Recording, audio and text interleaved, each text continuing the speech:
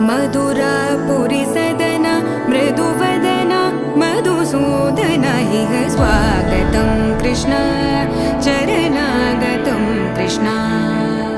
मधुरापुरी सदना